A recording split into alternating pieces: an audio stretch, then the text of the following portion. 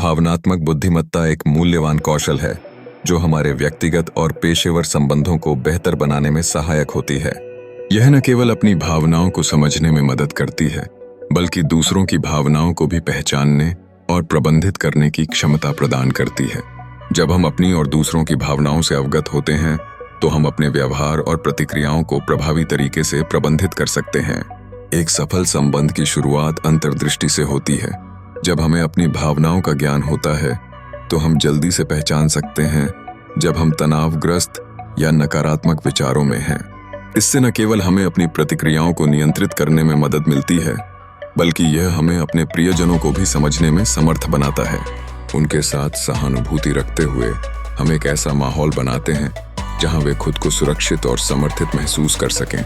भावनात्मक बुद्धिमत्ता का एक और महत्वपूर्ण पहलू दूसरों के साथ संवाद करने की क्षमता है। प्रभावी संवाद स्थापित करने से हम अपने विचारों और भावनाओं को स्पष्ट रूप से व्यक्त कर सकते हैं।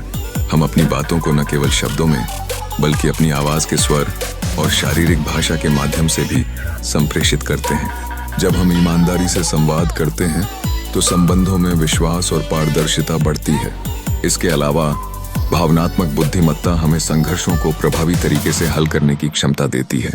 हर संबंध में मतभेद होते हैं, लेकिन एक संवेदनशील व्यक्ति उन मतभेदों को तब भी सम्मान के साथ संभाल सकता है। हम अपने आहत भावनाओं को साझा कर सकते हैं और एक दूसरे के दृष्टिकोण को समझ सकते हैं।